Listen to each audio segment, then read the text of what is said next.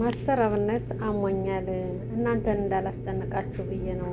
እኔ ህመሜን ብደብቀው ግን ስጋዬ እንትን እያለብኝ ነው። በልብሶች በጃኬቶች ልሸፍን ብሞክርም እያስታወቀብኝ ነው። ከሁለት ወር በኋላ ወደ ውጭ ሀገር ሕክምና ሄጄ እታከማለሁ። እናቶች፣ አባቶች፣ ወንድሞች ጸሎታችሁን ነው ፈልገው። እናንተን ላስጨንቅ ፈልግ አይደለም፣ ግን ጸሎት ያስፈልገኛል። እኔ ገንዘብ ሳይሆን ጸሎት ነው የሚያስፈልገኝና ጸልዩልኝ ብሎ እንግዲህ በቀደመው ኢንተርቪው ላይ ተናግሮ ነበር። እና አሁን ሰው በጣም እያጨናነቀ ነው ያለ። ጸሎት ማድረግ ዱዓ ማድረግ ነው እንጂ አብዛኛውን በቪዲዮ ላይ ደግሞ ማጨናነቅ ሌላ ህመም ስለሚሆንበት በውስጥ የሚታገዝ ነገር ካለ ማገዝ ዱዓ ማድረግ አለብን ማለት ነው። መልካም ሰው ነው። የራሱን ህመም ደብቆ የሰዎችን ደስታ የሚፈልግ አይታችኋል። በየቦታው ላይ እርዳታ ላይ በአካል ሂዶ የሚረዳ ጦርነት ነው ማለት ነው። እና አላህ ሱብሓነሁ ወተዓላ ጤናህን አላህ ይመልስልህ። ስበብ ነው ህክምና።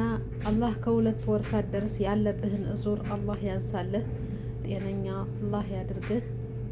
ለልጆችህ በቅርቡ የተወለዱ መንታ ልጆች አሉ። የመጀመሪያ ልጅም አለ። ለምሽትህ ለቤተሰቦችህ አላህ ጤነኛ አድርጎ ሳቅህ በደስታ ካሰብከው ምትደርስ አላህ ያድርግህ።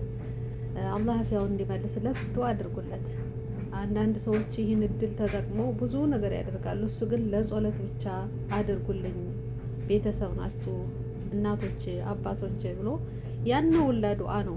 እስከዚህን ድረስም ህመሙን ደብቆ አንዳንዱ ሰው ቢሆን እስካሁን ድረስ በየሆስፒታሉ እንትን እንኳን ኦክሲጅን ምናምን እንደዚህ ሲወስዱ እንኳን ጉንፋን ይዟቸው ከዛ ላይ ታዋቂ የሆኑ ሰዎች ያንን ቪዲዮ እየተቀረጹ ነው የሚሰዱት ማለት ነው። እሱ ግን ይህን ሁላ ህመም ተሸክሞ አሁን በመጨረሻ አይቱ ሰዓት ነው ጸሎት ያስፈልገው ለጸሎት እንድናደርግ የተናገረ በኢንተርቪው ላይ ማለት ነው። እና ዱዓ እናድርግለት። አላህ አፊያን ይመልስልህ በሉተይ። ሁላችሁ በኮሜንት አላህ ጤናህን ይስጥ በሉተይ ማለት ነው። እና ውድ ቤተሰቦች በዱዓችሁ አንረሳሳ። አላህ ሱብሓነሁ ወተዓላ እሱን ብቻ ሳይሆን በዚህ ዱንያ ላይ ያለ በእዙር ላይ ያለ በህመም ላይ በጭንቀት ላይ ያለውን አላህ ሱብሓነሁ ወተዓላ በላውን ሁላ አላህ ያንሳለት። አላህ አፊያቸውን ይመልስላቸው። ብዙ አሉ በህመም በኩላሊት ሰርተው ለሰው ሲያግዙ የነበረ ደከመኝ ሳይሉ ትንሽ ትንሽ ምትሆን ለሁሉም ቦታ ተደራሽ ያላቸው እህቶቻችን ወንድሞቻችን አሁን ህመም ላይ ሆነው እንኳንም የሚያግዛቸው ሶሻል ሚዲያ ሽፋን የሚሰጣቸው ያጡ ብዙ ሰዎች አሉ፣ የአረብ ሀገር ሴቶችና እነሱንም አላህ አፊያ እንዲያደርጋቸው ዱዓ አድርጉ።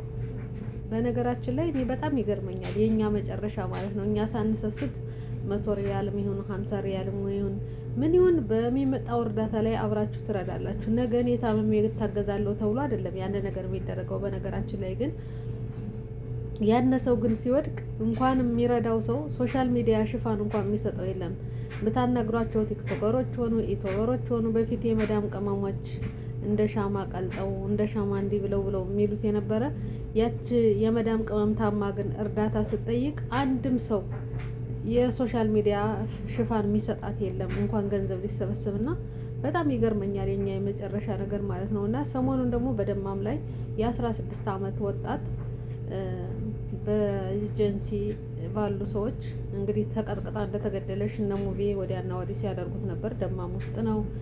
ከስራ ቦታዋ ከመጣሽ 3 ወሯ ነው የተባለ። አረበኛ ትችላለሽ ብለው ከስራ አስገብተው ያነ ግን ስራ የገባሽበት እናት አባቶች ሽማግሌዎች ናቸው። አረበኛ የሚችል ነው የምፈልግ ሲ አረበኛ ይችላል ብለው እንግዲህ ታውቃላችሁ አስገብተው እነሱ ደግሞ ወሯን ስትሞላ አረበኛ አልቻለሽም ብለው እስከ ደሞዛ ወስደው ካመጡበት ቢሮ ቢጥሏት እነሱ ግን ለምን ብለው እንግዲህ ቀጥቅጠው ገለዋታል ማለት ነው። እና በጣም ያሳዝናል። መፍትሄ የሌለን ቢሮ ኤጀንሲ ተብሎ ምን ተብሎ ተቀምጦ ግን በጣም እንትን የሚል በዚህ አጋጣሚ አንዲትም ልጅ በኮንትራት መጥታ ገብታ 8 ወር ሆኗታል። ደሞዟንም አሳልፈው አንዳንድ ጊዜ ስጧታል መያዦ ይዞ አለዛም ደግሞ አይሰጧትም። አሁን ግን ባለፈው በሽጉጥ እያስፈራሩኝ ነው አለሽ። ለመጣሽበት ቢሮ ደውያለሁ ግን አልደወሉም እስካሁን ድረስ። እንደውላለን እንትን እንላለን ብለው ምንም አላደርጉም። እኔ ግራ ገባኝ። ስልክ እየቀማሽ ነው አንዳንድ ሰዓት ነው ኢንተርኔት ምሰጥ እንትን ብላት ያን ነገር በዛው ትዘጋለሽ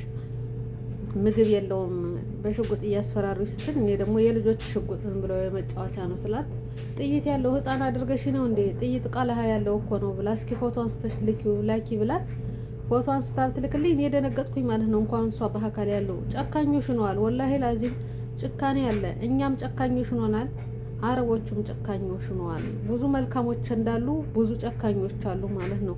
ይቃማ ሳያወጣ አምጥቶ 8 ወር ሆኗታል። አለ ይቃማ ዝም ብሎ ያስቀመጣት ይቃማሽ ተጀምሯል። ልክ እንደ ኢትዮጵያው ውሸት እየዋሸ ፓስፖርት እንዲህ ብሏል እንደሚባለው ይቃማ በ3 ቀን ነው የሚሰራ ኦንላይን። ያው አሁን ሰዓት በ3 ቀን አምጥቶ ከቤታችሁ ነው የሚሰጧቸው። እሱ ግን እንትኑ ካርዱ መጥቷ ላይ እንትን ኮድሽ ብቻ ነው የቀረ እያሉ እየሸወዱ እንዴት አይነት እንደሆነ እንደዛ እያሉ እስካሁን ድረስ አቆዩት። አሁን ይኸው በጣም እያስፈራሯት ነው ያለ። ምግብ የለም። የውሻ ቂጣ የሚመስል ቂጣ ነው የምትበላ። ምሳ መራትም ቁርስም በቃ ፍላሽ ነው ሁሉ ቤት የሚጸዳበት። በጣም ከባድ ነው ያለሽበት እና ኤጀንሲዎች ስታመጡ ራሳችሁን እንትን በሉ። ያመጣው ኤጀንሲ ቢሮ ሲደወልለት አንስቶ እነዛ ልጆች የመጠበቅ ኃላፊነት አላቸው። ግን እነሱ ምንም አያደርጉም። ስልክ ተቀምጧል። ስትደውሉላቸው አያነሱም።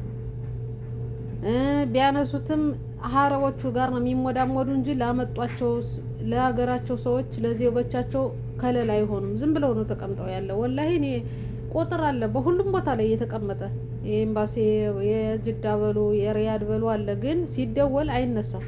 የሚያነሳ ሰው የለም። የዚህ ግን ኢትዮጵያ ያለውን ኤጀንሲ ተደውሎ ነበር የመጣሽበት ቢሮ አናግረናታል ብለው ምን እንዳናገሯት እንጂ ስልኳን ጭራሽ ቀማሻት ማለት ነው። አሁን ልጅቷ አደጋ ላይ ነው ያለሽ። ማግኘት አንችልም። አብሃም ይባል ሀገር ነው ያለሽው። ምን ላይ እንደሆነሽ ራሱ የሚታወቅ ነገር የለም ማለት ነው። እና እንደዚህ አይነት ነገሮች ሲፈጠሩ ያመጣው ቢሮ ፈጥኖ መደወል፣ መነጋገር ያንን ሰው እንኳን ህይወቱን ገንዘቡም እንዳይቀርበት አድርጎ ማውጣት አለበት እንጂ ጭራሽ ራሱ ቀጥቅጦ የሚገል ከሆነ ከሌሎቹ ምንድን ነው የሚጠበቀው ብዬ እኔ ራሴን ዋ ነብስ ያልኩኝ። እንዲያውም አረበኛ ማይችል ሰው ቀስ እያለ ቶሎ ትለምዳለሽ። ብዙውን ስራ ስለምትሰራ ትንሽ ታስቸግራለሽ እንጂ የፈለገውን ስራ ብታዟት እያለሽ ነው የምትሰራው። አብዛኛውን አረቦች ይፈልጋሉ። ግን አሁን ስራ ቦታ የገባሽበት ሰው ሳይሆን የራሱ ኤጀንሲው የቢሮ ሰው ነው ቀጥቅጦ የገደላት ነው የሚባል ያለ እነ ሙቤ እና ዚዛ እንትን እያሉ ነው ያለና የእንትኗን ሬሳዋን ወጭ ነው እንትን ብለን ዘግተን ወደ አዲስ አበባ እናግባት ነው ያሉ። እነሱ ደግሞ እዚህ ያለው ሰው ትመርመር እነዛ ቅጣታቸውን ህግ አለው ሀገር አይደል? ኢትዮጵያ ስላልሆነ ህግ ያለው ሀገር ነው። ቤተሰቡን ካሳ ማግኘት አለበት። ልጅቱም ደግሞ የገደላት ሰው መቀጣት አለበት፣ ቅጣቱን ማግኘት አለበት ብለው እየተከራከሩ ነው ያለ። ግን እስከ 3 ቀን ቢሮ ላይ ነው ያለሽ ነው ያሉ። እንግዲህ ሬሳ እስከ 3 ቀን ቢሮ ላይ መቀመጥ አይችልም ታውቃላችሁ። ደማም ደግሞ ሪያድ ነው እንትኑ ኤጀንሲ ቢሮ ምናምኖች አብዛኛው እንትን የሚሉ ወደዛ ይሄዳለሽ አልሄደሽም የሚለው እንግዲህ እነ ሙባረክና እና ዚዛ ነው ይዘውት ያለ። መጨረሻውን አላህ ያሳየን። ህግ ያለበት ሀገር ነው። ሰው ካለ ኤጀንሲ እውነትም እንትን ካለ ለህዝቡ ለሚያመጣው ሰው ተቆርቋሪ ከሆነ እሱ ነበረ ከቤተሰብ ሳይገባ ነገሩን ይዞ ማስፈጸም የነበረበት። እሱ ግን ሸዋውዶ ለቤተሰብ ነግረናል። እንደዚህ አረብ ነው የገደላት፣ የአረቡ ኤጀንሲ ነው የገደላት፣ ምንም ችግር የለም እኛ ይዘነዋል። ሴት ልጅቱ ሞታለች፣ ግን እነሱ ምንም ችግር የለው እኛ ይዘነዋል እያሉ ሪከርዱ ስትሰሙት በጣም ያስጠላል። እና ራሳችሁን ጠብቁ እህቶች፣ አትገታተሩ። እንትን ብላችሁ ቀለል አድርጋችሁ አትዩት። የሚያሳያችሁን ነገር ኃይለኛ ሰዎች ገንዘብ እንደሆን ዱንያ አትሞላም። እያያችሁት ነው እንዳለ ነው ያለነ የተንቀሳቀስ ነው ነገር የለም። አላህ ይጠብቃችሁ በያላችሁበት። ሰላም